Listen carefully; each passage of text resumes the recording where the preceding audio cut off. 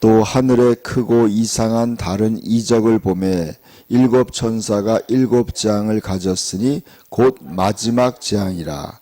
하나님의 진노가 이것으로 마치리로다.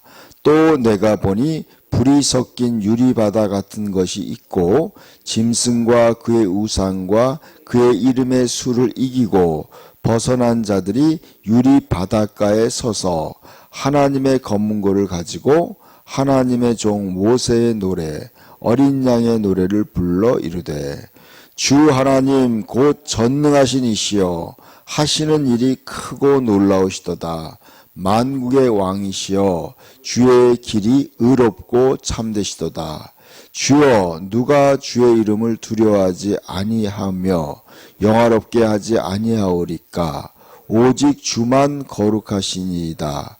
주의 의로우신 일이 나타나매 만국이 와서 주께 경비하려다 하더라. 아멘.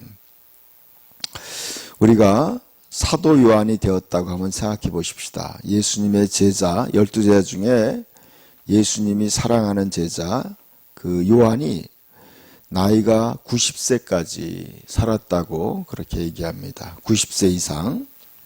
그분이 이제 노년에 예수님이 나타나서 주일날, 주님의 날에 예수님이 나타나서 이 놀라운 광경을 보여준 것입니다. 그리고 그것을 기록해서 이 후세대에 우리에게 이렇게 전한 것입니다. 저는 요한을 생각해 볼 때 요한은 구약의 율법도 알았고 또 예수님을 만나서 예수님이 천국에 관한 말씀을 하는 거 다 설교를 들었습니다. 그런데 그 예수님이 말씀하신 그대로 하늘나라에서 천국을 본 거예요. 그리고 미래를 본 거예요. 그러니까 예수님이 말씀하신 그대로 미래가 이루어지는 걸 다 본 거예요. 그러니까 이 요한의 믿음은 얼마나 참 아름답다는 생각이 들었어요. 구약의 선지자들의 말씀을 배웠고 또 예수님께 직접 말씀을 들었고 그리고 예수님을 위해서 복음을 위해 살다가 또 예수님이 천국에 데려가서 앞으로 미래에 될 일을 다 그대로 보여준 거예요. 이야, 성경대로 다 이루어지는구나. 다 본 거예요. 저는 이 말씀 보면서 어제부터 계속 이 말씀을 연구하면서 참 기도했어요. 하나님 올바로 깨닫게 해달라고 기도하는 가운데 자, 그런 하나님의 역사가 이 반복적으로 이렇게 어떤 패턴을 가지고 이루어진다는 것을 알게 되었습니다. 그가 하늘에 크고 이상한 다른 이적을 보매 일곱 천사가 일곱 재앙을 가졌으니 곧 마지막 재앙이라. 하나님의 진노가 이것으로 마치리로다 그랬습니다. 이건 마지막 재앙이에요. 어떻게 보면요, 마지막 재앙은 뭐였어요? 자, 제가 얘기했어요. 요한계시록과 출애굽과 동일한 구조라고 그랬어요. 요한계시록과 출애굽 동일한 구조예요. 왜냐하면요, 하나님의 백성을 에집트에서 구출하는 것은 바로 에집트는 바로 세상을 의미하는 거예요. 거기에 에집트의 왕이 바로 왕이죠. 바로 왕의 이마에 코브라 뱀을 머리에 붙이고 있어요. 그것이 바로 놀라운 비밀이에요. 그러니까 사탄의 노예로 사는 백성들을 나중에 10가지 재앙을 통해서 마지막 어린 양의 피로 어린 양을 통해서 그들을 구원해낸다. 이 구조예요. 그런데 지금 요한계시록도 똑같은 거예요. 마지막 7번째 재앙이 뭐예요? 모세의 노래와 어린 양의 노래를 부른다고 하고 있어요. 그리고 여러분 홍해를 건너서 홍해 바다를 건너서 그들이 바닷가에 서서 그들이 찬양을 해요. 모세의 노래를 모세와 그 이스라엘 백성들이 하나님을 찬양해요. 근데 그 구조와 똑같다는 거예요, 이게요. 여러분 놀라운 거예요. 그런데 그들이 어떠냐? 내가 보니 불 섞인 유리 바다 같은 것이 있고 짐승과 그의 우상과 그의 이름의 수를 이기고 벗어난 자들이 유리 바닷가에 서서 하나님의 검은고를 가지고 하나님의 종 모세의 노래, 어린 양의 노래를 불러 이르되 그랬어요. 여러분 똑같지 않아요? 여러분 그들도 이스라엘 백성도 홍해 바다를 건넜어요. 근데 이번에는 무슨 바다를 건넜냐? 불 섞인 유리 바다를 걷는 거예요. 유리 바닷가에 쓴 거예요. 불 섞인. 그러니까 고난의 바다를 건넜다는 거죠. 그 바다를 건넜는데 그 어떤 고난이었냐? 짐승과 그의 우상과 그의 이름의 수를 이기고. 여러분 짐승이 나타나서 모든 사람들에게 우상에게 절을 하게 하고 또 표를 받으라고 하죠. 그 모든 걸 거부하고 믿음을 지킨 자들이죠. 믿음에 승리한 자들이 바닷가에 서서 이제 그들은 하나님의 검은고를 가지고, 자, 홍해 바다를 건넌 이스라엘 백성도 그들은 소고와 비파를 가지고 하나님을 찬양했어요. 똑같이 이번에도 하나님의 검은고를 가지고 그들은 찬양하기 시작했어요. 하나님의 종 모세의 노래, 어린 양의 노래를 불렀다. 여러분, 모세의 노래, 이것이 바로 출애굽기에서 홍해 바다를 건넌 그 노래 또 예수님을 찬양하는 어린 양의 노래를 불렀다는 거예요. 똑같은 구조예요, 여러분. 똑같은 구조예요. 그래서 구원받았다는 거죠. 여러분, 놀라운 광경이에요. 여러분, 이것이 바로 우리는 지금 앞으로 우리는 이걸 이겨내야 돼요. 짐승과 그의 우상과 그의 이름의 수를 이겨야 돼요.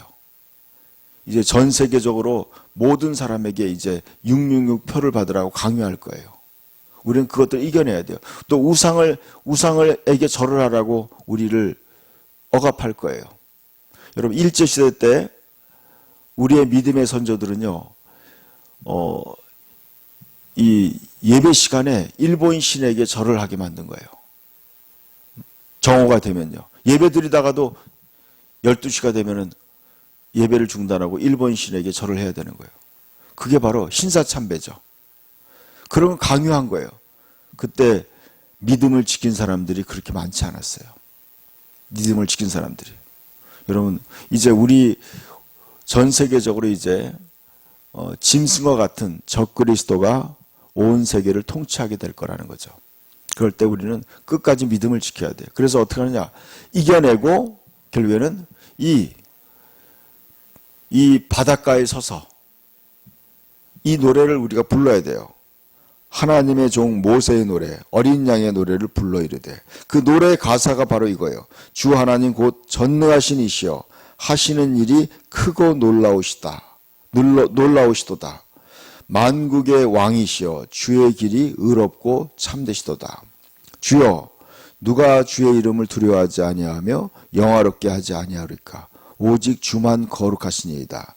주의 의로우신 일이 나타나매 만국이 와서 주께 경배하리다 그랬어요. 여러분, 우리가 믿는 주님만이 진정한 왕이고 하나님이에요. 어제 수요일날 설교할 때 저도 놀라운 그런 깨달음이 있었어요. 야, 이거구나. 우리는 주님과 함께 걷는 거예요. 주님의 멍에를 메고 주님께 배우는 거예요. 우리는 예수 그리스도와 한 몸이 되는 거예요. 또 예수님의 가지가 되는 거고, 예수님의 제자가 되는 것이고, 예수님의 지체가 되는 거예요. 그래서 우리는요, 예수님과 함께 믿음을 지키다가 우리는 영원한 하나님의 나라를 함께 유업으로 받는 게 그리스도인의 삶이에요. 그래서 예수님의 계획과 우리의 계획이 같아야 돼요. 믿음은요, 아브라함이 믿음의 조상이에요. 아브라함은 하나님이 너는 본토 친척 아버지의 집을 떠나 내가 너에게 지시하는 땅으로 가라 그랬어요. 그때 아브라함은요, 갈 바를 알지 못하고 그는 하나님 말씀을 따라 떠났어요. 그것은 뭐예요? 본토 친척 아버지의 집을 떠난다는 건 바로 인간적인 육신의 삶을 떠나서 하나님의 말씀 속에, 하나님의 계획 속으로 들어간다는 뜻이에요. 그래서 그를 통해서 하나님은 그를 창대케 하셨어요. 복의 근원이 되게 한 거예요. 이것이 바로 그리스도인의 삶이에요.